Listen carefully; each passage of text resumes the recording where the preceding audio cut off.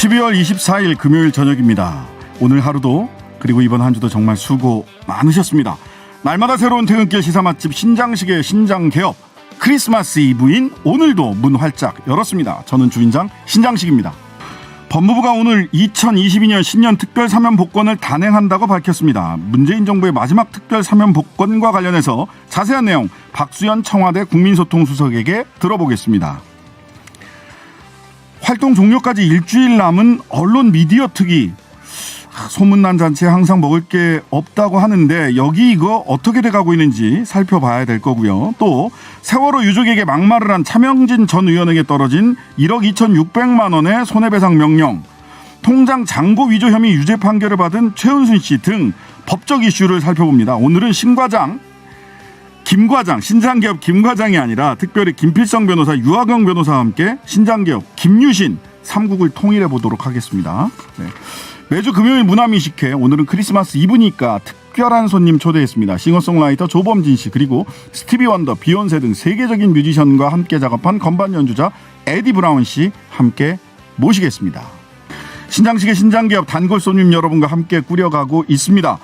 유튜버 홈페이지 게시판 모두 열려 있고요. 짧은 문자 50원, 긴 문자 100원, 샵 0951번으로 보내주십시오. 오늘 하루 소식들 푸짐하게 준비했습니다. 신장식의 신장개업 밥상 들어갑니다. 퇴근길 오늘의 뉴스를 깔끔하게 정리해드립니다. 옥석을 가리는 신장개업 뉴스브리핑, 헬마우스 임경빈 작가, 시사저널 구민주 기자 오셨습니다. 안녕하세요. 안녕하세요. 네. 메리 크리스마스입니다. 네, 빨간 옷을 입으셨군요. 네. 누군가 녹색 옷을 입었어야 되는데. 그러게요.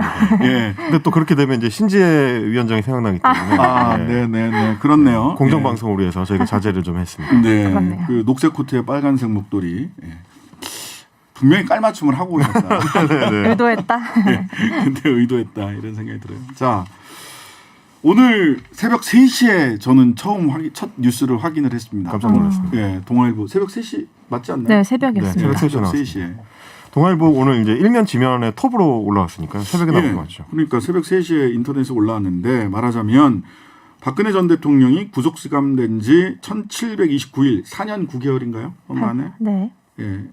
사면 복권됐습니다. 한명숙 전 총리도 복권됐는데요. 자세한 내용 좀 살펴주시죠. 네, 오늘 발표된 문재인 정부 마지막 특별 사면 대상자에 국정농단 등 혐의로 2017년 3월 31일 수감된 박근혜 전 대통령이 포함됐습니다. 박 전 대통령은 국정원의 특수활동비 상납 등 혐의로 총 징역 22년이 확정돼 4년 8개월째 수감 중이었는데요. 박 전 대통령은 각종 질환으로 삼성 서울병원에 입원해 치료를 받던 중 오늘 사면 소식을 받았습니다. 불법 정치자금 수수 혐의로 징역 2년이 확정된 후 2017년 만기 출소했고 2027년까지 피선거권이 박탈된 상태였던 한명숙 전 국무총리에 대해서도 복권이 결정됐습니다. 한편 내란 성동죄로 수감 생활을 이어오던 이석기 전 통합진보당 의원도 오늘 풀려났죠. 구속된 지 8년 3개월 만에 지지자들의 환영 속 교도소를 나선 이 전 의원은 박 전 대통령 사면 소식에 대해 공정과 정의가 존재하느냐며 통탄하다고 말했습니다. 지난해 뇌물 횡령 등 혐의로 징역 17년 확정받고 안양 교도소에 수감 중인 이명박 전 대통령은 사면 대상에서 제외됐습니다.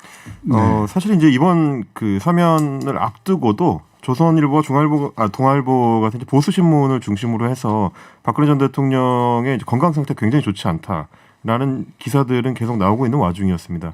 네. 원래 이제 지병으로 갖고 있었던 허리 통증뿐만 아니고 정신과적인 부분에서도 좀 힘들어하고 있다라는 얘기들이 이제 지속적으로 나왔었고, 그다음에 뭘 이렇게 씹어서 먹기가 어려워서 유동식을 주로 드시고 있다고, 먹고 있다고. 제대로 이제 씹어서 삼키지 못하는 상태일 정도로 여러 가지로 좀 장기 부분에서도 좀 어려움이 있고, 그래서 이번에 사면이 되긴 했지만 바로 다른 곳으로 옮기지는 못하고 지금 입원 치료를 받고 있는 삼성 서울병원에서 2월 1일까지 일단 이번 치료를 계속 이어가기로 한 상태입니다. 2월 1일까지요? 네, 2월 1일까지. 근데 이제 이거는 더 미뤄질 수도 있다라는 게 지금 병원 측 얘기입니다. 네.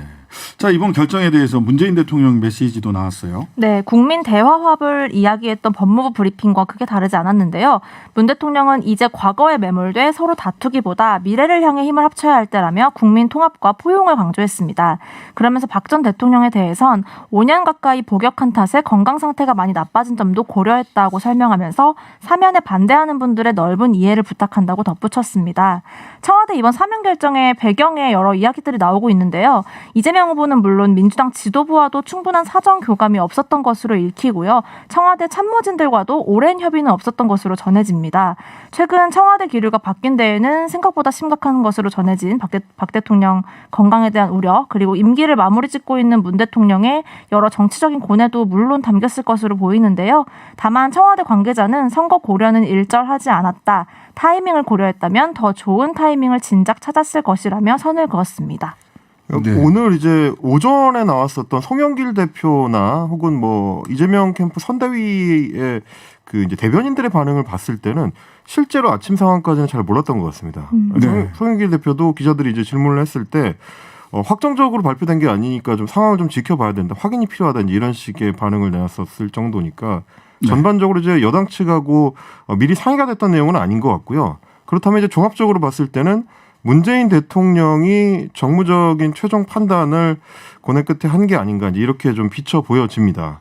그러니까 왜 그 사면을 했느냐, 그다음에 사면의 효과가 어떻게 드러날 거냐, 그렇습니다. 이거는 좀 구분하고 갈라서 봐야 될 것으로 보여요. 그래서 사실 이제 이걸 좀 엄밀히 좀 보면 이 헌법적으로 봤을 때 대통령한테 이제 사면권이 있기 때문에 결단은 분명히 할 수 있는데 청와대에서 이제 밝힌 이유가 과연 이제 부합하는 것인지는 좀 토의가 필요할 것 같습니다. 저는 건강상의 이유를 드는 게 이게 맞는가 싶기는 해요. 이게 왜냐하면 건강이 정말 안 좋다 그러면 지금 하는 것처럼 입원 치료를 받게 할 수가 있고, 무리가 된다 그러면 변호인 측을, 박근혜 전 대통령의 변호인 측에서는 먼저 형집행 정지를 신청 안 했기 때문에 그걸 이제 고려할 수 없었다고 법무부가 밝히곤 있지만 뭐 설득을 한다든지. 아니 근데 그거는 형집행 정지는 네.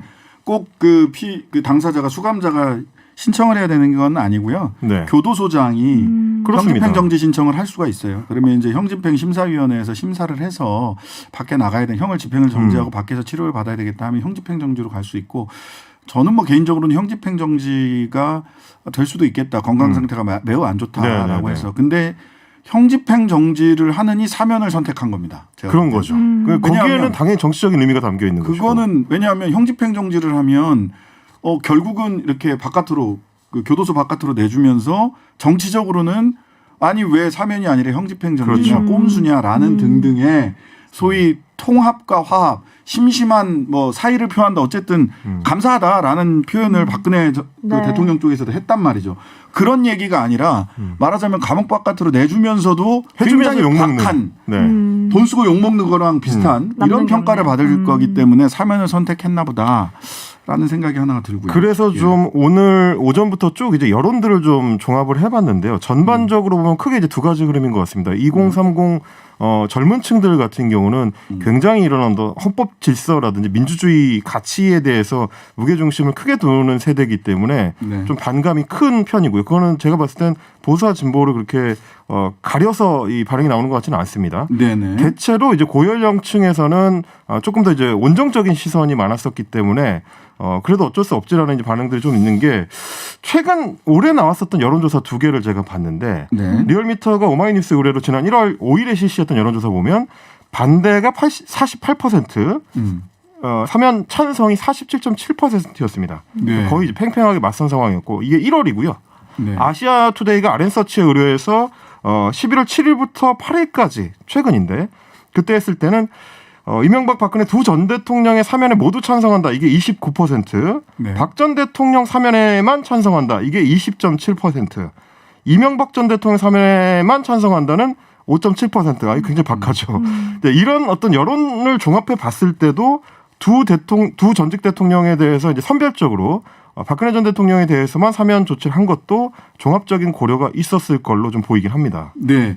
자, 각계 그 뭐 야당이나 여당 또 뭐 각계각층에서 관련된 논평을 내놨죠. 어떤 얘기들을 나왔나요? 우선 여당에선 대통령의 결정을 존중한다는 입장을 내놓았고요. 다만 이재명 후보는 박 전 대통령이 국정농단에 대해 국민에게 사과해야 한다고 덧붙였습니다. 국민의힘 상황이 조금 복잡 미묘한데요. 일단 환영을 표하면서도 일단 박 전 대통령을 구속시킨 윤석열 후보는 우리 박근혜 전 대통령 사면을 늦었지만 환영한다 밝히면서도 계속 이제 지속적으로 비판해온 박 전 대통령 지지층이 혹여 정치 세력화할 가능성에 대한 우려도 있는 것으로 파악이 됩니다. 보수 진영 내에 친 이명박계나 또 홍준표 의원 같은 경우에는 그 사면이 이명박 대통령이 제외된 데 대해서는 예상은 했다면서도 이는 갈라치기 사면이라는 비판을 하고 있고요. 한편 심상정 정의당 후보는 촛불 시민을 부정한 결정이라면서 강한 유감을 표하기도 했습니다. 네. 결과적으로 이런 비판에 대해서 뭐 해량을 요청을 했어요. 국민들의 해량을 네. 넓게 이해해달라고 대통령께서 얘기를 하셨지만 말하자면 전두환 노태우 씨가 결과적으로 사면이 됐지만 굉장히 역사적으로 허무주의를 남긴 거 아니냐. 사면했으나 반성하지 않고 두 사람 다 네. 그 유명을 달리했기 때문에 박근혜 씨가 전직 대통령 박근혜 씨가 관련해서 대통령에게는 그 사의를 표하고 국민에게 심력 끼쳐들어서 죄송하다라고 했지만 본인의 행위에 대해서 사과하고 인정하고 사과를 했느냐 앞으로 그럴 가능성이 있느냐라고 했을 때 역사적 허무주의를 주는 게 아니냐 롱텀에서 네. 바로 그 부분이 그런 비판에 대해서 국민들이 얼마나 말 그대로 대통령의 말대로 해량할 수 있는지 이 부분이 먼저 좀 점검이 돼야 될 것 같아요. 그래서 오늘 이제 이재명 민주당 후보 같은 경우는 이제 역사에 법정에는 시효가 없다라는 얘기를 하면서 사죄가 필요하다는 입장을 밝혔었는데 다만 이제 앞으로 정치적 의미로서 좀 주목해봐야 될 건 아무래도 국민의힘과 윤석열 후보 쪽일 것 같습니다. 네. 당장 오늘도 이제 조금 전에 환영한다는 입장을 내긴 했지만 기자들의 질문이 따라붙을 수밖에 없거든요. 2019년에 서울중앙지검장을 하던 시절에 박근혜 전 대통령 측에서 건강상 이유로 형 집행정지를 2번이나 신청했었는데 둘 다 받아들여지지 않았던 게 윤석열 당시 서울중앙지검장이다. 네.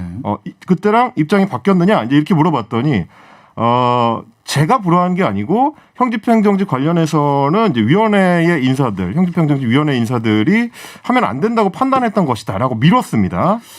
네, 어쨌든 간에 네. 그 형집행정지뿐만 아니라 말하자면 보수 진영 내에서는 윤석열 후보가 가진 원죄가 있죠. 그렇습니다. 네. 그래서 제가 찾아봤어요. 2019년 4월 26일에 중앙일보 보도를 보니까 헤드라인이 어떻게 돼 있냐면 윤석열 박근혜 형집행정지 불허 허리 통증 사유 안 된다 판단 이렇게 돼 있습니다. 네. 그러니까 보수 지지층에서는 여전히 그런 앙금이 남아 있을 것이라는 거를 고려해서 윤석열 후보가 앞으로 어떤 행보를 보일지 또 박근혜 전 대통령 측은 과연 어떤 메시지를 내게 될지 네, 보수 쪽에서는 굉장히 좀 지켜보도록 지켜봐야 해야 될 것 같습니다. 이와 관련해서는 박수현 청와대 국민소통수석과 잠시 후 직접 연결해서 이야기 들어보도록 하겠습니다. 자, 해직교사 부당채용 의혹을 받은 조희연 서울시 교육감이 오늘 불구속 기소됐습니다. 공수처 1호 사건으로 수사해온 수사를 해서 이거를 검찰한테 넘겼어요. 공수처가 이거 왜 1호 사건이나 도대체 공수처가 직접 기소할 수도 없는 사건을 왜 1호로 했느냐 이랬죠. 예, 그랬는데 어쨌든 오늘 기소를 했는데 문제는 공무원법 위반뿐만 아니라 직권남용까지 다 두 개 혐의로 전부 다 기소가 된 거죠 지금.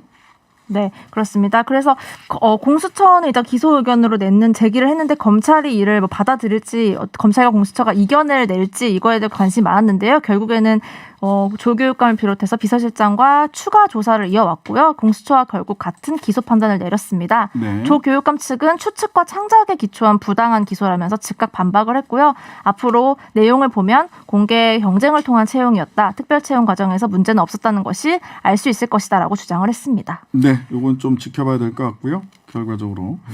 자, 그다음에 하나 더. 오늘 이거 굉장히 중요한 나름 이 재판 내부 논리에서는 굉장히 중요한 판결인데 중요한 결정인데 이 결정의 의미를 해설하는 기사가 잘 없어서 좀 답답했습니다. 조국 전 장관 1심 재판부가 정경심 교수의 동양대 PC 그다음에 사저에 있었던 PC 그 아들 PC. 사저에서 사용했던 그렇습니다. PC까지 전부 다 이건 재판에서 증거로 쓸 수 없다라고 증거 능력을 부인하는 그런 결정을 했습니다. 네. 검찰이 증거 확보 과정에서 피의자 참여권을 제대로 보장하지 않았다는 이유에서 1심 재판부가 이 모든 PC에 대해서 증거를 채택하지 않았는데요.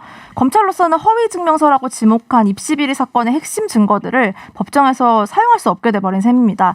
검찰은 이에 대해 입시비리 사건의 핵심 증거를 사용할 수 없게 되자 사법 절차를 부정하는 결정이라면서 강력하게 반발을 하고 있습니다. 조금 설명을 드리자면 이런 겁니다. 동양대 강사 휴게실에서 이제 확보했다는 PC는 사실은 이제 조교가 관리하고 있었던 PC고요. 그래서 정경심 교수가 이제 갖고 있었던 증거라고 보기는 어렵습니다.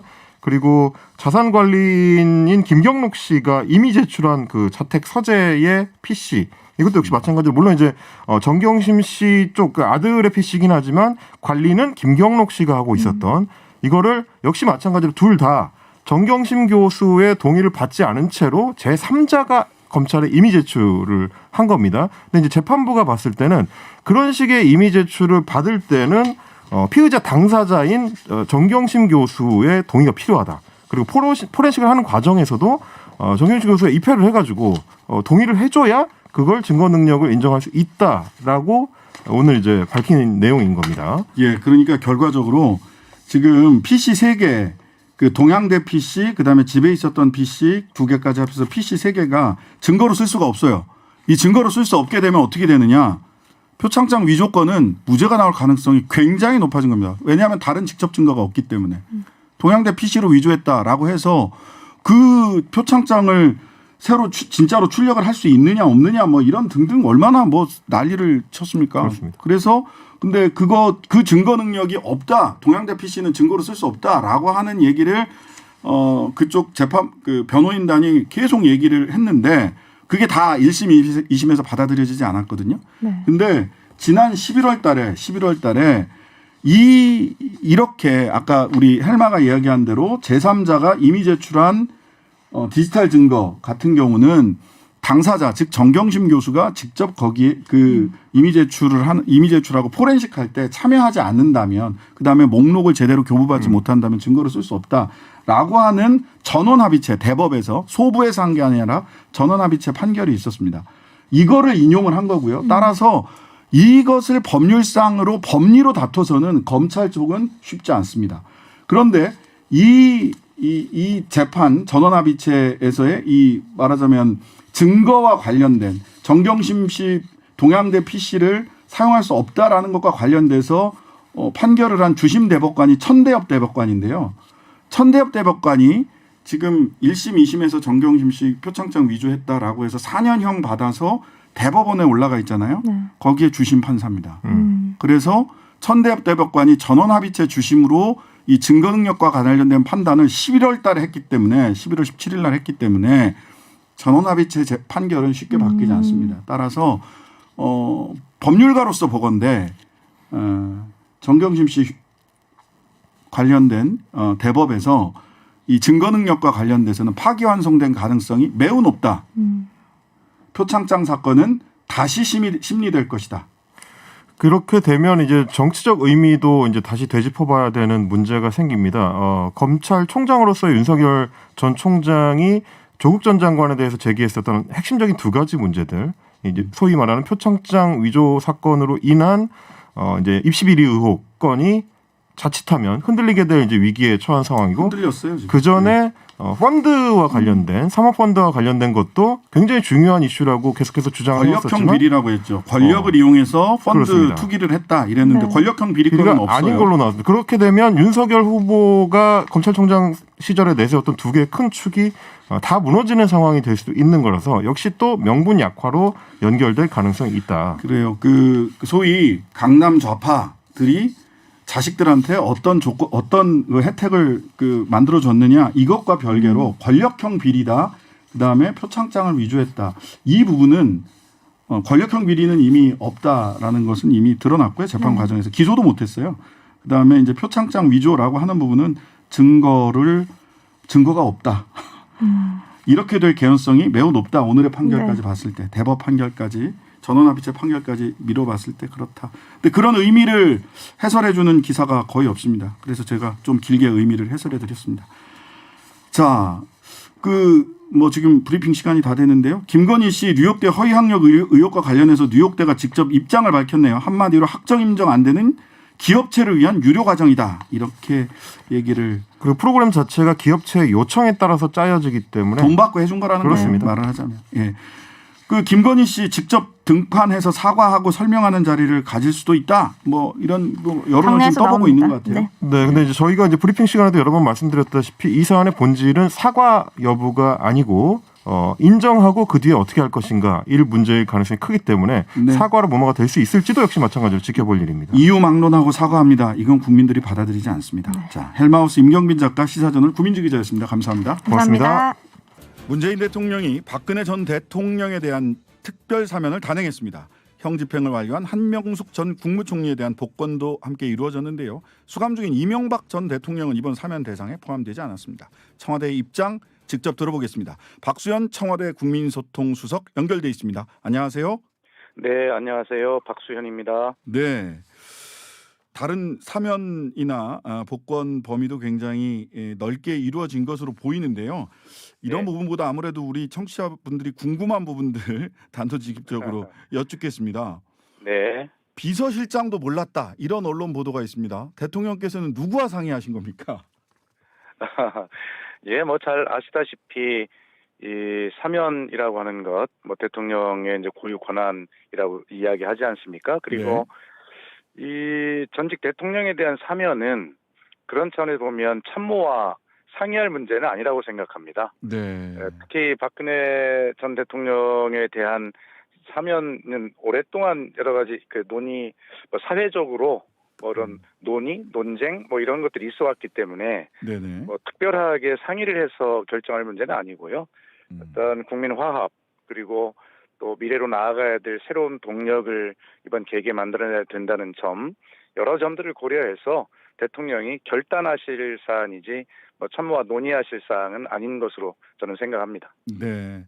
대통령의 고독한 결단이었다. 이렇게 이해를 하겠습니다. 그런데요, 이 관련 보도가 제가 예. 지금 확인한 바로는 동아일보, 중앙일보 등에서 지난 새벽 3시경에 보도가 첫 보도가 올라온 걸로 보이거든요. 네. 이 언제 결정이 된 겁니까? 방금 말씀드린 대로 대통령께서 결단하신 문제이기 때문에 네네. 이 문제를 대통령이 언제 결심을 하셨는지 저희들로서 알 도리는 없지요. 예, 그렇다고 대통령님께 언제 결심하셨습니까라고 여쭤볼 수 있는 문제가 아니고요. 그러면은 청와대 우리 박수현 수석님을 비롯해서 아니 언론 보도가 새벽 3시자 기사가 올라온 것으로 보면 적어도 네.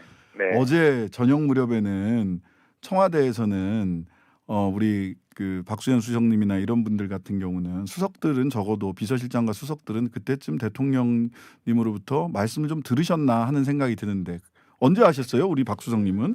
저도 언론 보고 알았습니다. 예. 언론 보고요? 새벽 3시에? 예. 아니 그것이 아니고 이제 그걸 이제 나오니까 네네. 이제 언론에서 이제 막 취재 경쟁이 붙어서 전화가 오지 않습니까? 그래서 네네. 아 이런 게 있구나라고 그렇게 저희들도 알았고요. 네. 사실 이철희 정무수석도 그렇게 설명을 했습니다만 네. 이게 청와대 수석이라고 그래서 뭐 다 알 수 있는 건 아니고요. 네. 저희들 일이 아니지 않습니까? 이게 정무나 또 소통수석 일이 아니기 때문에 네. 수석이라 하더라도 알 수가 없고 다만 아까 말씀드린 대로 대통령의 결단이시기 때문에 여러 수석들이 또 알 필요도 없습니다. 예. 아니 뭐 이걸 여쭙는 민정수석도 지금 현재 사실은 뭐 직접적인 담당이라면 민정수석일 텐데 민정수석도 공석인 상황이라서 예. 대통령께서 언제 청와대에 알리고 또 청와대에 알리는 것보다 중요한 게 이재명 후보와 협의가 있었나, 송영길 당대표와 협의가 있었나. 뭐 물론 언론에서는 협의 없었다 이렇게 말씀을 하시던데 그래도 네네. 다시 한번 여쭤볼 수밖에 없습니다. 예. 이게 뭐 대통령 후보님들마다 네. 이 전직 대통령들의 사면에 대해서 각자의 의견이 있으신 것으로 알고 있고 네. 그렇다고 해서 이 문제를 후보와 사전 협의할 문제는 아니라고 생각하고요. 네. 특히 이재명 후보께서도 언론에 출연하셔서 그렇게 사전에 뭐 협의한 바 없다라고 그렇게 아주 잘라 말하신 바가 있고 다시 네. 한번 강조하지만 이 문제는 여러 가지를 종합적으로 고려해서 대통령이 결단하신 문제라는 점을 다시 한번 말씀드립니다. 네. 그 개인정보에 문제가 있기 때문에 세세하게 말씀하시기는 어려우시겠지만 이번 전직 대통령 박근혜 씨에 대한 사면에 특별 사면에 건강 악화로 인한 요인도 굉장히 크게 작용을 했다라는 보도들이 있습니다. 이런 부분들도 중요한 요소로 고려가 된 건가요? 박범계 법무장관이 오전에 입장을 이야기하면서 네. 지금 사회자께서 말씀하신 대로 중요한 고려 요인이 됐다. 건강 상태가. 네. 그렇게 말을 하신 바가 있습니다. 그런데 그 뭐 일부 언론에서는 박근혜 씨가 그 형집행정지 신청을 건강 악화로 인한 형집행정지 신청을 하지 않아서 형집행정지를 네. 할 수 없었다라고 얘기를 하는데 제가 이제 법률가로서 아는 바로는 교도소장이 건강 네. 악화로 인한 형집행정지 신청을 할 수 있고 즉 네. 형집행정지 신청을 선택하지 않고 전격적으로 특별 사면을 선택하게 된 특별한 이유가 무엇일지. 그러니까 방금 말씀드린 대로 네네. 전직 대통령 박근혜 씨에 대한 이 사면 문제는 네. 우리 사회에서 오랫동안 뭐 논란, 논쟁, 뭐 사회적 토론 뭐 이런 것들이 있어왔던 문제 아니겠습니까? 네. 그리고 대통령께서도 뭐 제가 기억하기로 뭐 기자회견 등에서 질문에 답을 하시면서 네. 두 분 전직 대통령에 대한 뭐 이런 문제가 좀 안타깝다라는 심경을 피력하신 바가 있지 않습니까? 네. 그래서 사실은 이게 시기의 문제만 남은 것 아니냐라고 하는 관측들이 있어 왔고요. 네. 그렇다면 연말이나 내년 대통령 선거가 끝난 이후에 당선자의 건의로 뭐 사면을 하는 네. 이러한 것들이 이제 예상이 되어 왔었는데 그랬죠. 방금 말씀드린 대로 아마 대통령께서는 설사 이제 선거 이후로 생각을 하셨다 하더라도 네. 건강 상태가 중요한 요소가 되었다고 법무부 장관이 밝힌 만큼 네. 아마 그런 것들을 고려해서 대통령께서 시기를 결단하신 것으로 저희는 그렇게 생각할 수밖에 없습니다. 네. 그 이명박 전 대통령 제외된 부분에 대해서 친이계는 두 네. 가지 이야기를 하는데 하나는 노무현 전 대통령의 죽음이 이 전 대통령의 책임이라고 생각을 하기 때문에 그런 예. 감정이 남아 있어서 사면하지 않은 것이다. 이렇게 평을 하는 쪽이 하나가 있고 그다음에 하나는 네. 야권을 친이계 친박계로 갈라치기 하기 위한 정치적 노림수가 있어서 그런 것이다. 즉 감정 탓, 정치적 노림수 탓. 요 두 가지 분석을 하는데 이 부분 어떻게 봐야 되나요? 글쎄 지금 대통령의 이 국민 화합, 통합 그리고 미래로 나아가고자 하는 고뇌찬 이 결단이실 텐데 네. 그런 문제까지 그런 정치적 해석을 해야 합니까? 절대 그런 정치적 고려가 없었다는 점을 뭐 국민께서 믿어주시리라고 생각하고요. 네. 아마 이런 문제에 대해서 뭐 제가 더 이상 답변하는 것은 적절치 않다는 생각이 들고 네. 그다음에 저는 언뜻 이것이 야권 갈라치기라고 이제 표현하셨다고 하는데 네. 이 문제로 왜 야권이 갈라지는지 이해를 할 수가 없습니다. 그리고 어떤 정치 행위라고 한다면 그것이 네. 누구에게 유리하고 누구에게 불리할 것인가라고 하는 것이 정답이 어디 있겠습니까? 네. 그걸 누가 알겠습니까? 네. 이 문제는 오로지 국민 통합, 화합, 미래로 나아가고자 하는 대통령의 그 결단이기 때문에 그런 취지에서 이 문제를 바라봐 주시는 것이 저는 취지에 부합하고 또 도리다 이렇게 생각을 합니다. 네. 그러니까 뭐 그런 의도, 정치적 의도 없는 결단이었다. 국민 통합과 화합을 위한 결단이었다라는 말씀을 뭐 그대로 받아들인다고 하더라도 결과적으로 이제 세간의 분석들이 많이 나오지 않겠습니까? 결과적으로 네. 이재명 후보 입장에서는 중도층의 정권 심판론을 누그러뜨리고 외연 확장을 모색할 수 있는 효과가 나올 거다.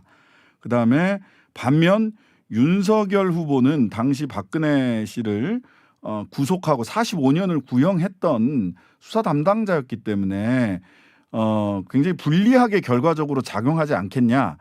그런데 그런 거를 청와대에서 모르고 판단했겠냐. 적어도 그것까지 고려된 거 아니겠느냐라는 또 이야기가 있습니다. 그러니까 고독한 결단이라는 점을 인정한다고 하더라도 그런 정도 계산은 한 거 아닌가요? 라는 질문 또 그런 분석들이 많습니다. 네. 지금 사회자께서 오늘 자세하게 분석을 해주셔서 네. 제가 더 덧붙일 말씀이 없고요. 네. 그런 정치적 고려를 전혀 한 적이 없다라는 네. 말씀이고 대통령의 이 고유 권한인 사면권 네. 이 문제에 대해서 우리 대통령께서 이미 후보 시절에 공약하신 바도 있고요. 네. 최대한 그 제한적으로 사용하겠다 이렇게 말씀하신 바도 그랬죠. 있고 예. 실제 그렇게 행사가 되어 왔습니다. 네. 대통령의 어떤 정치 철학이나 품성상 이것이 어떤 정치적 고려를 했다라고 하는 것은 감히 뭐 상상할 수 없는 일입니다. 자, 문재인 대통령에 대한 적극적 지지층 에서도 강한 비판의 목소리가 있습니다. 그게 두 가지 측면인데 하나는 자 5대 부패 범죄는 양형을 강화하고 대통령 사면권의 제한을 추진하겠다라고 하는 대선 공약 파기된 거 아니냐 이런 네. 정책 파기에 관한 비판이 있습니다. 어쨌든 뭐 그런 약속을 하신 바 있고 네. 그런 것에 대해서 지키려고 노력을 많이 하면서 사면권을 제한적으로 사용해 왔다는 말씀을 다시 한번 드릴 수밖에 없고요. 네. 하여튼 뭐 그런 것에 저희는 충실했다고 생각을 하고 다만 이 문제에 대해서 비판하시는 국민들이 계실 것으로 뭐 저희도 충분히 알고 있습니다만 네네. 이 문제에 대해서 대통령께서 이해를 구하셨습니다. 뭐 이해와 협량을 부탁한다는 말씀도 드렸고요. 네. 그래서 어떤 찬성과 반대는 있을 수 있지만 이것이 국민 통합과 이 코로나 때문에 고통을 겪고 있는 국민들에게 새로 미래로 나아갈 수 있는 힘을 드리는 그런 전기가 되었으면 좋겠다는 이런 그 특별 사면의 취지가 국민 속에서 실현되기를 저희는 소망할 뿐입니다. 네. 자, 그리고 또 하나의 비판의 측면은 이제 공약 파기 정책을 좀 변경된 게 아니냐라는 비판이 있고 또 한 축의 비판은 이런 것 같습니다. 통합과 화합을 위해서 결단을 했다고 하는데 전두환, 노태우 두 사람에 대한 사면 복권이 결과적으로 통합과 화합으로 가기보다는 역사적 책임을 제대로 묻지 못하는 그런 결과를 초래하지 않았느냐. 박근혜 씨도 반성하거나 사죄한 뭐 송구하다, 뭐 심려를 끼쳐드린 점은 죄송하다 정도를 얘기를 했을 뿐인데 반성과 사죄 없는 사면 복권이 전두환, 노태우 두 사람에 대한 이게 좀 반복이 되지 않겠냐. 역사적 측면에서의 비판의 목소리가 있습니다. 이 부분은 어떻게 저희들이 판단을 해야 될까요? 예, 뭐 지극히 옳으신 지적을 하셨고요. 다산 정약용 선생께서도 지으신 책에 보면 사면에 관해서 지금 사회자께서 말씀하신 대로 바로 그러한 부분을 지적을 하신 바가 있습니다. 하물며 그 오래 전에도 그런 철학이 있었고 인식이 있었는데 지금 이 시대에 오죽하겠습니까? 네. 또 좀 말씀하신 대로 전두환 노태우 씨에 대한 그런 사면에서 어떤 반성이 없었다라고 하는 그러한 역사적 교훈과 경험 이런 것들이 이번 사면에서는 제대로 그 역사에서 교훈을 얻었으면 실천이 돼야 될 것 아니겠습니까? 네네. 전직 대통령 박근혜 씨도 국민께서 권한의 행사는 대통령이 하지만 결과적으로 국민께서 주신 것 아니겠습니까? 네. 그런 측면에서 본인이 과오에 대해서 국민께 진심으로 사죄를 하고 역사 앞에 사죄를 하고 그렇게 해야 한다라고 하는 것은 너무나 당연한 일이고 그렇지 못했던 역사에서 교훈을 얻기를 바랍니다. 네, 그건 이제 박근혜 씨는 그렇게 하면 좋겠다라는 저도 바람을 갖고 있는데 만약 박근혜 씨가 또 전두환, 노태우 두 사람의 길을 반복을 한다면 어찌 보면 촛불을 함께 들었던 우리 국민들에게 역사적 허무주의를 주게 되지 않을까라는 우려가 있습니다. 이 부분을 어떻게 극복할 수 있을까요? 예, 그런 부분에 대해서도 전직 대통령 박근혜 씨가 충분하게 그런 점도 고려해서 처신할 수 있고 국민께 진심으로 사죄와 감사하는 태도를 보여주기를 또 저희는 바랄 수밖에 없습니다. 예. 네. 네, 또 계속 이렇게 바라고 있어야 되는 것인지 조금 답답한 마음도 사실은 없지 않습니다. 어쨌든 어떠한 배경에서 어떤 취지를 가지고 이 사면이 이루어졌는지에 대해서는 우리 박수현 국민소통수석 통해서 충분히 말씀을 들었다 싶습니다. 오늘 말씀해 주셔서 감사합니다. 네, 감사합니다. 네. 네, 오늘은 크리스마스 이브 그리고 대선 D-75일입니다. 이번 주 많은 사건들이 있었죠. 가족 리스크, 그다음에 당대표 리스크,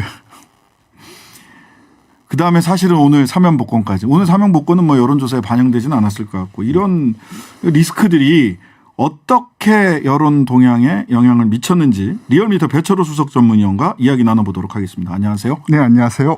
네. 뭐 전반적으로 다 떨어졌다. 뭐 이런 쪽인데 누구는 많이 떨어졌고 누구는 적게 떨어졌다. 그러다 보니 격차가 발생했다. 내지는 뭐 여전히 뭐 혼조세다. 오늘 기사 보니까 뭐 8개를 다 비교를 해서 3대5 뭐 이런 얘기도 있고요. 네. 하는데 자, 어쨌든 이재명 후보, 윤석열 후보의 지지도가 모두 다 빠진 것 같은데 일단 주요 지표부터 살펴봐 주시죠. 네, 오늘 3개 준비했는데 먼저 MBS 월화수 전국 1000명을 했고요. 이게 전화 면접 방식입니다.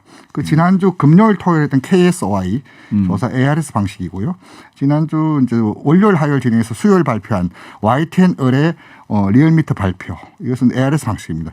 자세한 내용은 중앙여론조사심의위원회 홈페이지를 참고하시면 될 것 같고요. 네. 먼저 오늘 어저께 나왔던 NBS. 먼저 이 대목을 먼저 꺼낸 이유가 대통령 국정평가. 네. 긍정평가 45, 부정평가 49. 야, 많이 붙었네. 이 중력의 법칙을 거스르는 수준 아니냐. 그러니까요. 지금 보통 이맘때 역대 정권 보면 앞자리가 2, 1, 심지어는 단단히도 있었는데. 그렇죠. 45. 그래서 뭐 5푼이냐 2푼이냐 뭐 7푼이냐 이런 얘기 했었거든요. 문재인 대통령 득표율보다도 더 많이 나오고 있다. 그러네. 득표율이 한 42% 정도 되지 않았어요? 3% 나왔는데요. 그만큼 이게 지금 국정평가가 매우 높다.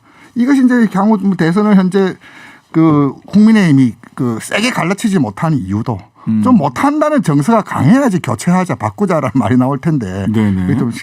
그게 좀 안 통한 요인도 그래서 우선 이 지표를 꺼냈고요. 네. 정당 지도 보면은 민주당 33, 국민의힘 28. 여기서도 민주당이 이렇게 정당 지지도에서 앞선 지표를 오랜만에 보는 것 같아요. 그래서 뒤에 이제 말씀드리겠지만 좀 이상한 추월이라고 제가 부제를 달았는데요. 네. 예.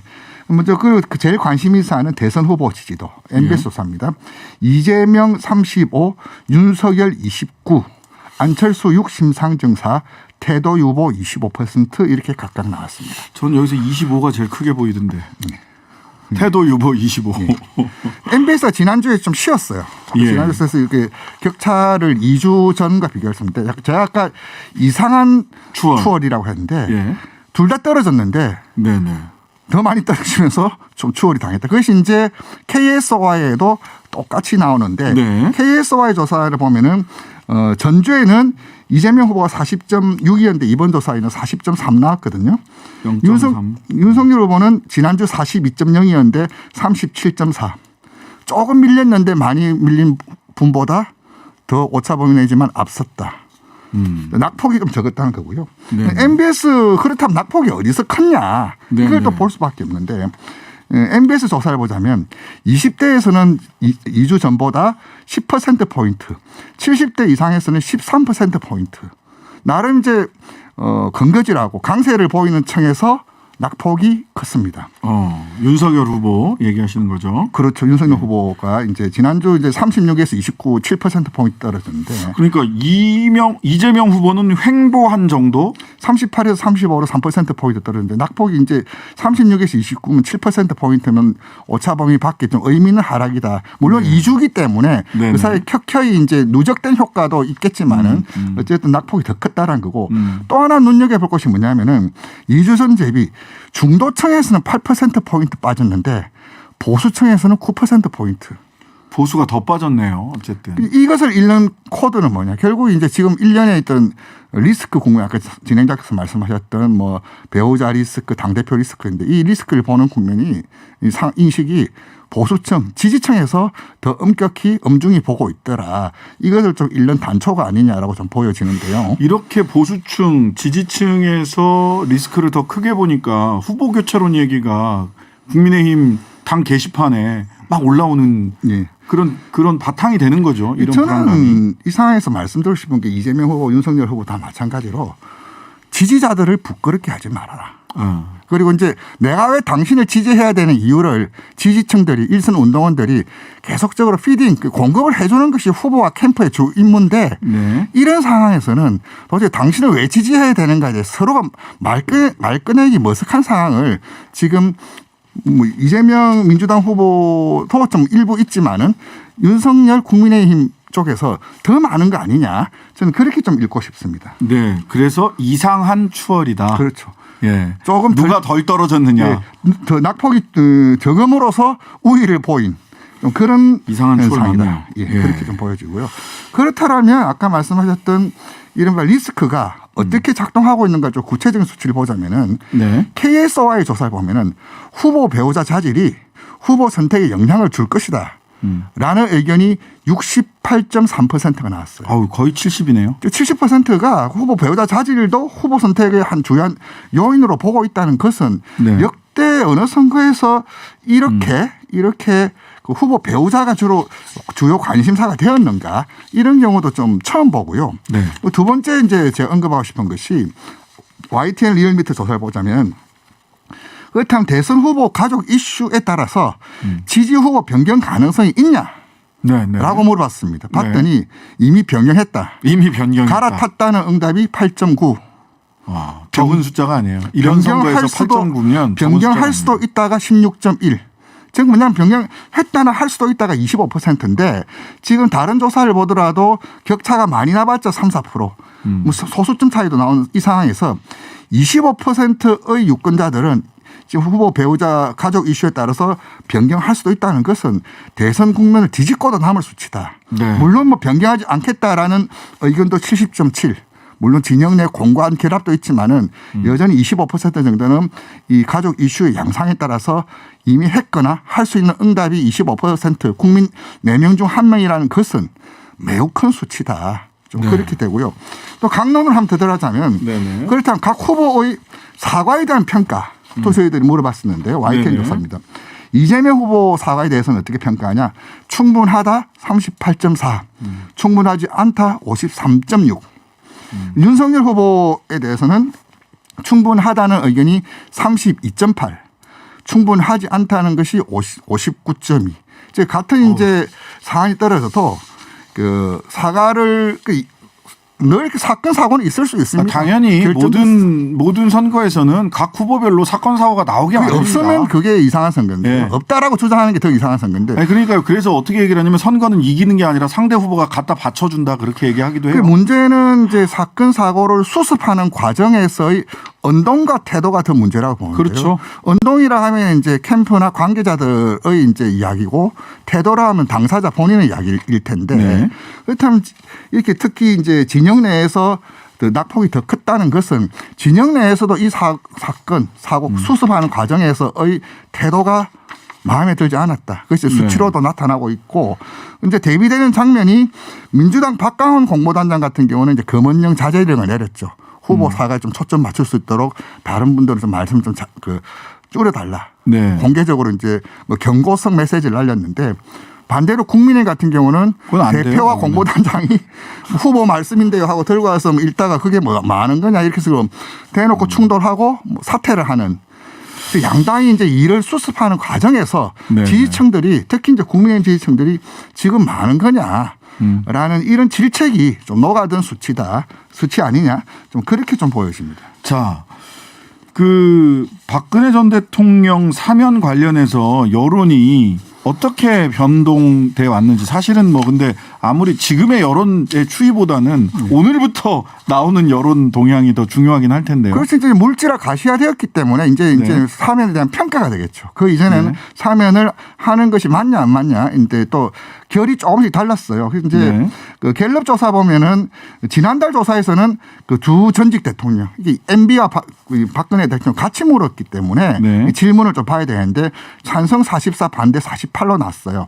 그런데 이게 올 1월까지만 해도 찬성 34 반대 54 20% 정도 포인트 정도 차이가 났었는데 바뀌었네요. 변했네요. 1년 사이에 좀 사면과 관련된 여론이 많이 누그러진 건 사실입니다. 그렇다. 사실인데 자, 다음에는요. 이번에는요. 이제 우리 리서치 리터러시 계속 하고 있는데 어떤 건 셀 가중 한다 그러고 어떤 건 림 가중 한다 뭐 이런 얘기 하거든요. 자, 근데 이게 지금 한 50초 정도 남았습니다. 네. 좀 설명해 주실 수 있을까요? 셀 가중과 림 가중의 그 차이는 없습니다. 뭐 어떤 것이 더 정교하다 더 맞다는 것은 없는데 여론조사를 하다 보면 이럴 때 남성 100명을 꼭 채우지를 못해요. 그런데 이제 셀 가중 같은 경우는 성별, 연령별, 지역별로 이렇게 각각의 셀을 만드는 겁니다. 보통 전화조사로 하면은 셀이 한 72개 정도 되는데. 네, 림 가중은 어떤 건가요? 셀 가중은 성 곱하기 연령 곱하기 지역이고 림 가중은 성 더하기 연령 더하기 지역. 각각의 조건만 충족하면 되는 것이 1인 가족입니다. 무슨 얘기인지 정확하게 모르겠습니다. 한 번 더 설명하겠습니다. 아니요. 지금 더 설명하실 시간은 없고요. 나중에 한 번 더 나중에 한 번 더 설명해 주시면 될 것 같습니다. 뭐 어쨌든 다 특징이 있는 거고 이게 뭐 특별히 어느 쪽이 더 좋다 이런 게 있는 건 아닌 거죠? 네, 그렇습니다. 방법의 알겠습니다. 차이입니다. 방법의 차이다. 한 번 더 듣도록 하겠습니다. 지금까지 리얼미터 배철호 수석 전문위원이었습니다. 감사합니다. 네, 감사합니다. 즐거운 성탄 보내십시오. 네, 금요일에 따끈따끈한 법정입니다. 오늘은 특별 게스트 두 분과 함께 꾸려봅니다. 그래서 코너 이름이 오늘만.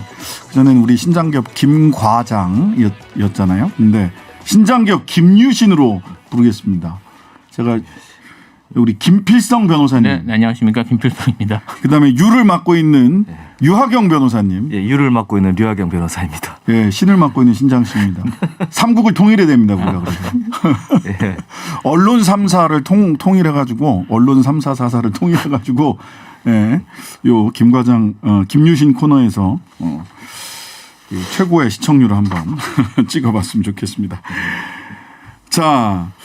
오늘 사실 성탄 전날이라 좀 무겁지 않게 가야 되지 않을까라는 생각도 해봤는데 우리 두 분을 굳이 모신 것은 실은 하도 오늘 큰 뉴스들이 많이 나와서 그런데 우리 김필성 변호사님이 언론중재법 몇 달 전에 굉장히 핫한 이슈였잖아요. 언론중재법 때문에 막 언론중재법 안 되면 나라가 망할 것 같기도 하고 뭐 언론중재법이 되면 또 나라가 망할 것 같기도 하고 언론의 자유가 목이 졸릴 것 같기도 하고 국민들의 알 권리가 목이 졸릴 것 같기도 하고 말들이 많았는데 사실은 네. 그때 무슨 특위 만들어서 그때 이제 그 8인 회의 협의체라는 걸 만들어서 네. 그게 이제 국회의원 4명하고 전문위원 4명 이렇게 8명이서 이제 언론중재법 논의를 했었죠. 그때 전문위원으로 들어가셨던 전문위원으로 거죠? 들어갔습니다. 김필성 변호사님께서. 네, 그래서 그 이후에 근데 뭐 제대로 합의안을 못 만들어서 사실은 며칠 전까지가 또 무슨 특위를 만들어서 얘기를 더 진전시켜보자 뭐 이랬던 게 있었던 거 아니에요? 네, 그런 식으로 얘기가 됐었고요. 제가 네. 이제 8인 협의체 이후에 논의에는 제가 참여하지는 않았는데 네네. 제가 이제 뭐 간접적으로 전해 듣기로는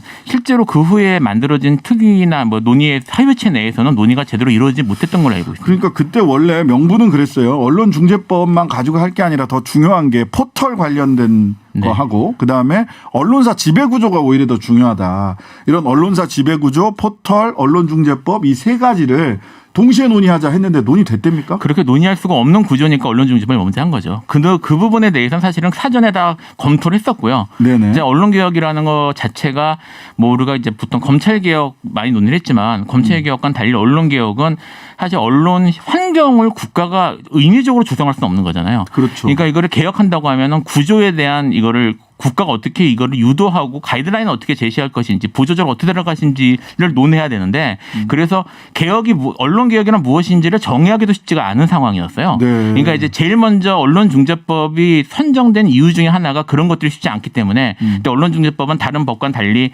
사인과 사인 간의 기본권 충돌을 조정하는 법이거든요. 지금 여기서 복잡하게 설명할 수는 없겠지만 네네. 어쨌든 그래서 다른 법과 헌법적 의미가 다르고 헌법상 이제 명예훼손, 언론의 자유, 표현의 자유 때문에 발생하는 개인의 피해에 대해서 손해배상할 의무를 법에 정하고 있어요. 헌법에. 네. 그 법적 근거를 가지고 이걸 먼저 시작을 한 건데 뭐 논의가 잘 안 됐던 거죠. 그 징벌적 손해배상 관련해 가지고 이거를 둘러싸고 제일 그 언론중재법 관련해서는 네. 징벌적 손해배상이 언론 목조이기다. 네. 아니다. 이거는 그 이런 가짜 뉴스나 이런 부분들을 그나마 조금 최소한으로 컨트롤할 수 있는 이러한 도구가 될 거다. 네. 의견이 이렇게 갈려 있었는데 요 관련해서는 뭐 어떻게 의견이 좀 좁혀진 부분들은 있습니까? 좁혀질 수가 없었던 것이요. 안 되는구나. 일단 이제 뭐 저는 이제 된다는 쪽으로 이제 필요하다는 쪽의 입장에서 들어갔었는데 거기에 대해서 징벌적 손해배상이 필요하다는 입장. 필요하다는 입장에서 들어갔었고요. 일단 뭐 알려진 것과는 달리 징벌적 손해배상 또는 배액배상 구조는 우리나라 법에 이미 광범위하게 들어와 있어요. 네. 그리고 이제 뭐 지금 민법상 손해배상 법리하고 어긋나지 않기 때문에 광범위하게 들어와 있는 건데 이거를 도입 필요성에 대해서 이제 저는 주장을 했었는데 이제 이거를 반대하시는 특히 국민의힘 쪽 분들은 이거 자체를 무조건 일단 들어오면 무조건 우리는 인정할 수 없다는 그러니까 협상 자체가 불가능한 상황이었거든요. 그러니까 결국은 뭐 그 점에 있어서는 논의가 이루어질 수가 없었죠. 협상이 안 됐다. 네. 자, 이거 잘 안 되겠네요. 사실 이게 어떤 이슈도 마찬가지지만 이 정치적으로 이제 뜨거운 감자 뭐 이렇게 핫한 이슈가 되어야지 추진이 됩니다. 뭐 잘 아시겠지만 뭐 이 정권에서 가장 이제 핫했던 개혁이라고 하면 검찰 개혁인데 검찰 개혁이 지난 대선 전국에서 매우 중요한 주제였음에도 불구하고 매우 오래 걸렸잖아요. 네, 그랬던 그렇죠. 것처럼 이것도 그때 이렇게 달아오르고 사람들이 관심이 모였을 때 추진이 됐어야 되는데 사실은 그게 많이 죽은 상태고 대선에서도 중요한 주제는 못 되고 있어서 좀 시간이 걸릴 것 같습니다. 시간이 걸릴 것 같다. 자, 다음은 어쨌든 시간이 걸릴 것 같다. 다음 대선에서도 이게 활발하게 논의되고 있지는 않아요. 대선이 끝난 이후에나 뭐 얘기가 되든지 할 것 같은데 아 정말 이렇게 많은 관심을 받았던 거에 비하면 너무 뒤가 좀 흐지부지하다. 이 전문가로서 굉장히 좀 답답함을 느끼시겠어요. 이게 뭐 사실 개혁 주제들이 사실 개혁이 필요하다는 이야기가 나온 이유가 있거든요. 그거는 단순히 단기적인 정치적 목적 때문이 아니라 그동안 누적돼 있던 문제들이 계속 논의가 있고 고민들이 있어서 나온 것들이란 말입니다. 예를 들어 제가 지금 검찰 개혁 얘기를 했는데 공수처 같은 경우에도 사실은 애초에 얘기가 나온 거는 김영삼 대통령 때 처음 얘기가 나왔고 우리나라가 부패방지협약에 2000년대 초반에 가입을 하면서 사실 거기에 대한 그 국제법적 의무를 부담하는 상황이었단 말이에요. 그럼 벌써 옛날 얘기인데 사실 최근에 공수처법 통과되면서 말이 많았던 것처럼 이것 역시 사실 이렇게 정쟁으로 소비될 대상이 아니라 근본적으로 우리나라 언론이 어떻게 가야 되는지에 대한 근본적 논의가 되는 그런 게 있어야 되는데 너무 휘발성 있는 그런 정치적 이슈로 소비된 게 아닌가라는 그런 아쉬움이 좀 있습니다. 네, 전문가로서 굉장히 큰 아쉬움을. 사실 공수처법은 또 열심히 뭐 이래저래 해서 만들어 놨더니 역시 법을 만드는 것과 집행을 제대로 하는 것은 다른 문제인 것 같습니다. 예, 여실히 느끼고 있습니다. 네, 그러니까요. 자, 우리 유하경 변호사님. 네, 네. 민변 세월호 TF 팀장 예, 하셨고 세월호 유가족 변호도 맡아오셨는데 예. 지난주인가요? 예, 예. 그 세월호 유가족들에게 모욕성 막말을 해서 예. 했던 차명진 전 의원. 예.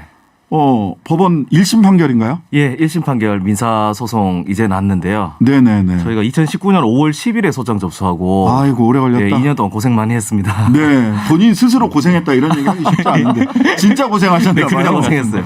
이 차 전 의원이 어떤 말을 했던 거죠? 입에 담기가 좀 그렇긴 한데요. 네네. 간략하게 가장 약한 부분만 제가 말씀을 드릴게요. 약한 것만. 이게 가장 약한 부분이라고 그 청취자 여러분 생각하시면 됩니다.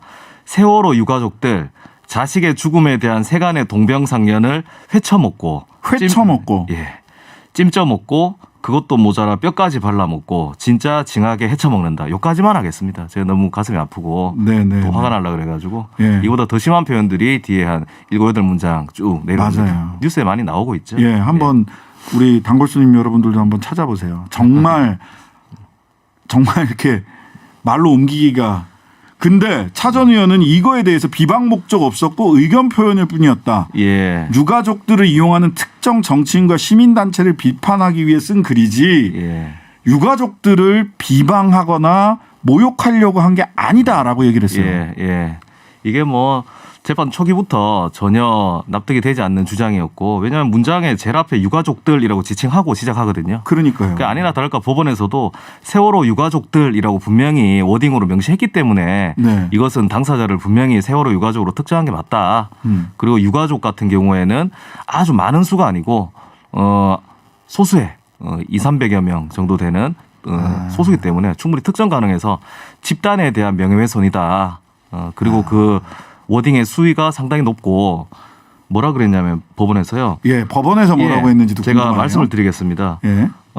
판결문이 의외로 상당히 길고 뭐랄까 판사 개인의 주관적인 감정이 담겨 있는 것 같이 이제 저는 좀 느껴졌는데 개인적으로 변호사로서. 빡치셨구만 판사님이 빡쳤어. 예.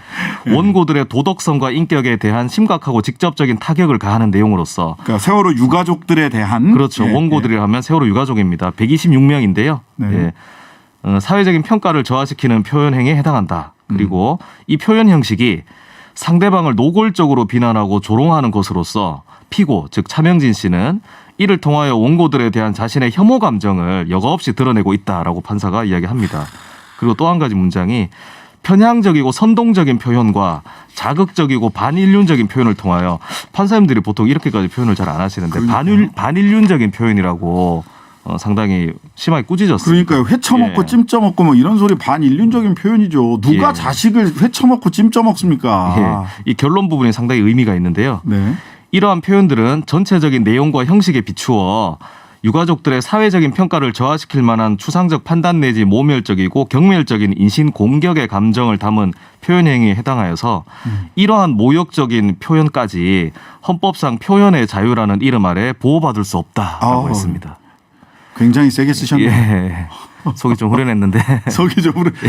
판결 받다가 변호사가 속이 후련하기는 쉽지 않은데 속이 후련할 정도로 예. 이 판사님이 굉장히 많이 열받으셨네요. 예, 표현의 근데 자유가 보호할 수 없다라고 예, 했습니다. 이 정도에 이르면 반인륜적이고 이런 모욕적인 언사면 표현의 자유로 보호할 수 있는 범위에 들어가 있지 않다. 예, 그렇습니다. 모든 그 발언이나 표현들이 다 다양성의 뭐 원칙에 따라서 보호되는 게 아니라는 점들을 좀 유념을 해주셨으면 좋겠습니다. 네네. 자, 근데 차명진 전 의원 공식적으로 사과하거나 한 적은 있나요? 사과 안 했고요. 마지막 기일에 차명진 씨 직접 신문을 했는데 네네. 본인의 이런 범죄 행위가 왜 일어났는지에 대해서 그 범죄의 동기에 대해서 길게 설명했을 뿐이고 정치적으로 이용하기 위함이었다라는 게 오히려 더 분명해졌었고요. 뭐라고 얘기를 했어요? 뭐라고? 뭐 세월호 사건을 이용해서 박근혜 전 대통령도 탄핵이 됐고, 네네. 그 당시에 야당이었던 자유한국당, 국민의힘 현재 네네. 정치력이 상당히 상실됐고, 본인도 정치 낭인이 되어서 지금 경기도 인근에 숨어서 살고 있는 지경이다. 이런 이야기들만 쭉 늘어났었고, 세월호 가족들에 대한 사과는 없었습니다. 사과하는 게 참 어려운가 봐요. 그러게요. 예. 자, 차 전 의원이 그래서 결론적으로 유가족 126명에게 한 명당 100만 원의 위자료를 지급하게 된 민사 판결인데 이거 형사 또 뭐 모욕죄나 명예훼손 예. 형사도 지금 같은 내용으로 정보통신망법 명예훼손 및 모욕으로 재판을 받고 있는데 네네. 시간을 끌려고 좀 부적절한 방식의 재판 운영을 하고 있어서 유감입니다. 네, 무슨 방식이 있습니까? 국민참여 재판을 신청을 했는데요. 예예.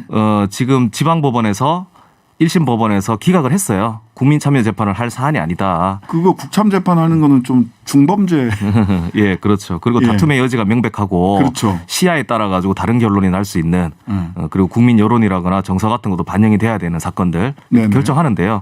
이 사건을 왜 받아들여지지 않았냐 하면 차명진 씨가 쓴 글과 방송에 나와서 했던 내용들은 사진과 녹음 자료로 다 남아있기 때문에 너무 명백해. 예, 너무 명백해서 이 표현이 법에 어긋나는지 안 어긋나는지를 종이만 보고 판사들이 충분히 판단할 수 있다. 예, 오히려 예. 배심원을 불렀을 때는 재판이 정치화될 수 있다. 네, 이런 네, 취지로 기각을 했는데 고등법원에 또 항고를 했고요. 국민참여재판 받아들여 달라. 네네네. 그리고 고등법원에서도 국민참여재판 안 된다 이거 네. 우리는 기록만 보고 할 수 있다. 근데 네. 대법원에 또 재항고까지 했습니다. 이건 명백히 제가 보기에는 어떻게 보세요? 이건 시간 끌기 아닙니까? 시간 끌기죠. 시간 끌기고 네. 뭐 사실 저는 이제 물론 이거 지금 국민참여재판으로 시간 끄는 것도 그렇지만 이렇게 중요한 사건에 위자료가 100만 원밖에 안 나온다는 사실은 저는 좀 놀랐습니다. 예, 맞습니다. 300만 원, 각 300만 원 청구하셨죠. 근데 그것도 예. 사실은 많이 위자료 인용이 잘 안 되니까 최소한으로 아마 현실적으로 예. 하셨을 거예요. 예. 그러니까 그 문제는 사실 그 판사님이 잘못이라기보다는 예. 법원 관행에 잘못되어 있는 거죠. 맞습니다. 우리나라 법원이 위자료를 상당히 좀 낮게 책정하는 것이 있는데 이 기회를 통해서 좀 판사님들이 제고를 해주셨으면 좋겠습니다. 그래요. 정말 고통스러운 말을 그 모욕을 당하신 거거든요. 그러니까 이런 부분들은 조금 위자료 산정을 법원에서도 좀 높게 할 필요가 있겠다. 아마 변호사들이라면 다 공감하는 부분일 걸로 보입니다. 자, 마지막으로 윤석열 장모 사건 관련해서 좀 정리를 하고 가겠습니다. 어제 통장 잔고 증명 위조 혐의로 1심 유죄 선고받았습니다. 어제 판결 주요 내용이 뭔지 우리 김필성 변호사님 정리 좀 해주시겠어요? 일단 뭐 세 가지 부분이 주로 문제가 됐습니다. 이제 가장 잘 많이 알려진 게 가짜 통장 잔고증명서 만든 사안은 아마 다들 다 아실 텐데 347억. 예, 349억이라고 하는데 그 잔고증명서 만들었던 부분에 대해서는 처음부터 워낙 유명해서 그랬지 자백하고 갔어요. 인정하고 갔기 때문에 이건 크게 문제가 안 됐고요. 두 번째는 이제 다른 또 사무소 행사가 문제된 게 있습니다. 이번 또 잔고가 100억으로 찍혀 있는 가짜 증명서를 또 만들어서 이걸 소송에 제출했다는 건데요. 이제 이 소송에서 제출한 사람이 이 동업자 같이 이제 이거를 같이 위조했다고 지금 문제에 대해서 지금 같이 따로 재판받고 있다고 하긴 합니다만 안모 씨가 이거를 민사재판에 증거로 제출한 것에 대해서 지금 다툼이 있었는데 이제 여기에 대해서 그 최은순 씨는 내가 이거는 안모 씨가 알아서 한 거지 나하고는 상관이 없다고 주장을 했거든요. 근데 이제 관련 증거나 아니면 정황상 이거는 제출된 증거를 비추어 볼 때 이것도 유죄다. 그러니까 그것만 제출된 게 아니라 기록 보니까 최은순 씨 명의의 사실 확인서를 장고증명서랑 같이 법원에 제출을 했더라고요. 같이 제출하고 그리고 위임장, 인감증명서 뭐 이런 것들도 같이 제출했어요. 본인이 다 제출했어. 본인이 친필로 쓴 거 사실 확인서, 위임장, 인감증명서. 그러니까 당연히 알고 제출한 거라고 판단할 수밖에 없는 거 말씀하신 가짜 증명서 이런 것들도 이제 공무원 결과의 가장 중요한 판단 근거가 됐었죠. 네네. 이건 또 하나는 또 있는데 이건 좀 다른 건데 이제 경기도 성남시 도촌동 땅을 다른 사람 명의로 차명으로 취득했다는 게 문제가 됐습니다. 이렇게 차명으로 부동산을 취득하면 부동산 실명법 위반이거든요. 네네. 이와 관련해서 뭐 이것도 이제 물론 최 씨는 아니라고 주장을 했지만 여기에 관여했던 뭐 공인중개사나 이런 사람들이 전부 최 씨가 이건 실제는 실소유는 이제 최은순 씨다라고 증언을 했고 그리고 이걸 취득하는데 들어간 비용이 상당 부분이 최 씨가 소유하고 있는 법인에서 흘러 들어갔다고 해요. 그래서 돈의 흐름 같은 것들을 볼 때 이건 최 씨가 차명을 실제는 최 씨 소유라고 봐서 부동산 실명법 위반 인정이 됐습니다. 네, 이분은 부동산 실명법 위반 건도 여러 군데 저 양평군 공흥리 거기도 부동산 실명법 위반 아니냐 의혹을 받고 있고요. 가등기 해놓고 뭐 이래가지고 의혹을 받고 있어요. 근데 저는 이게 그 구형을 1년 공소장을 저도 봤거든요. 근데 사문서 위조는 4건인데 그 중에 사문서를 행사했다라는 건 2건으로 이제 제한돼 있고 그다음에 구형을 1년 했더라고요. 이 변호사님 구형 1년에 선고 1년 나왔습니다. 이런 경우 겪어보셨어요? 시장 가가지고 우리가 뭐 3,000원입니다. 그러면 뭐 2,000원 해주세요. 중간에 이렇게 2,500원 정도로 타결이 되듯이 구형과 선고가 딱 일치하는 사건은 제가 경험해보건데 기억이 잘 나지 않습니다. 김필성 변호사님. 사실 구형과 뭐 말씀하신 그런 문제도 있지만 근본적으로 이게 여기 문제는 사실 구형의 문제가 있습니다. 이게 지금 사문서 위조 행사 관련된 문서 문제는 법원에서 양형기준표가 나와 있거든요. 네네. 나와 있는데 기본으로 해야 되는 게 6월에서 2년 사이고요. 6월에서 2년 사이고 여기에 이제 가중을 더하냐 덜하냐가 들어가는데 그렇죠. 이 케이스들은 특별 양형 인자 이제 이렇게 부르는 게 있어요. 그다음에 일반 가중 인자가 모두가 인정되는 전부 그러니까 더 무겁게 처벌해야 되는 사건에 해당되는 2년 이상 구형해야 되는 거잖아. 그렇게 되면 지금 이 케이스가 예를 들면 이런 게 있어요. 가중 요소 중에 범죄로 인하여 중대한 사회적 경제적 폐해가 야기된 경우 이런 게 있는데 지금 벌써 나와 있는 액수가 벌써 위조한 액수가 다 합치면 플러스 100억 있고 뭐 있잖아요. 액수가 지금 만만치 않은데다가 죄도 하나도 아니고요. 그리고 또 이제 이런 가중 요소 이런 게 있습니다. 처분 문서, 증거 제출 문서 등 사회적으로 공신력이 큰 문서의 위반조인 경우에 가중하도록 돼 있어요. 그건 또 가중 요소인데 분명히 가중되면 사실은 1년에서 3년, 사실 이게 5년 이하니까 거기다 제가 벌써 지금 한두 개가 아니잖아요. 네. 합치면 기본으로 구형을 해야 된 게 5년 이상이 됐어야 되는 사건이 있었거든요. 법적으로는 얼마까지 가능한지를 제가 설명 잠깐 드려볼게요. 유학영 변호사님. 사문서 위조 변조 같은 경우에 5년 이하 징역입니다. 네. 그리고 위조 사문서 행사했을 때도 5년 이하 징역이에요. 네. 그리고 그 부동산 실명법 위반 가짜 이름으로 등기를 했을 때 이것도 5년 이하 징역입니다. 그러니까 요 세 가지가 경합이 돼 있는데 이것을 우리 형법에서는 실체적 경합 사건이라 그래요. 네. 아이고 어려운 얘기 나온다. 네. 그래서 여튼 한 사람이 여러 가지 행위로 여러 가지 죄를 지었다. 이게 실체적 경합인데 그렇죠. 이런 경우에 우리 형사소송법에서 형법에서는 다 더하는 게 아니고 여러 가지 죄 중에서 가장 중한 죄의 2분의 1까지 가중할 수 있다 이렇게 돼 있어요. 그렇죠. 근데 제가 방금 설명드렸다시피 세 가지가 다 5년 이하입니다. 네네. 그러면 5년 플러스 2년 6개월 해가지고 7년 반까지는 구형해도 구형할 된다. 수 있다. 예, 법적으로는 일단 그렇습니다. 근데 그러니까 1년 이것도 구형하고 1년 선고 나왔다는 건 이례적으로 낮다는 거죠. 이것도 판사님이 빡친 거다. 제가 보기에는 감정적으로 어떻게 1년밖에 구형하네? 그럼 1년 풀로 해줄게. 올려칠 수는 없으니까. 사실 뭐 최근에는 이제 구형을 실질 구형이라고 해서 맞춰서 하는 구형을 하는 경향이 좀 있긴 있습니다. 그래서 지금 원래는 옛날에는 구형한 거에 절반 정도로 해주는 것이 관례라고 했었는데 사실 실질 구형이라는 측면에서 보더라도 이건 좀 과하고요. 말씀하셨던 것처럼 구형은 어쨌든 검사의 의견이기 때문에 판사가 더 올려서 선고하는 경우도 또 가능하거든요. 근데 이건 이례적인 케이스고 거기에 대해서 별도 정도로 자기가 왜 올렸었는지에 대한 설시를 해야 되는데 그 정도까지 판사가 이제 감당하기는 좀 어려웠을 것 같아요. 그래서 지금 뭐 한 대로 그냥 최대한 1년 맞춰서 해준 것 같습니다. 네, 2번이나 그 요양급여 그 횡령했던 요양급여 편취했던 건도 3년 구형에 3년 실형. 여기도 1년 구형에 1년 실형. 참 신기한 일이 있었다. 여기까지 살펴봤습니다. 지금까지 김필성 변호사, 유학영 변호사였습니다. 고맙습니다. 네, 고맙습니다.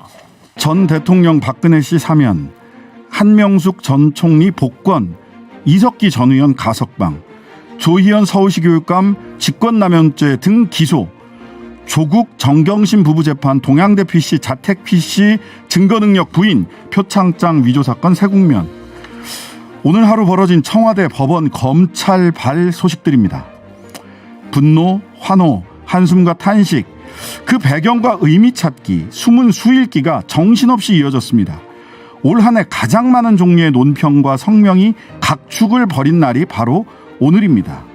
저도 새벽 3시부터 읽고 분석하고 화를 냈다 가슴을 쓸어내리기도 하는 시간을 보냈습니다. 그래도 우리 잠시 멈춰볼까요? 그래도 크리스마스 곧 해피 뉴 이어니까요. 더 어른이 되면 좀 더 괜찮은 얘기를 할 수 있을 겁니다. 가슴이 따뜻해지는 미소가 떠나지 않는 날들을 얘기할 수 있을 거예요. 저는 여전히 5년 전 광장에서 함께 빛나던 우리들의 눈동자, 서로의 어깨를 감싸던 우리들의 따뜻한 손을 기억합니다.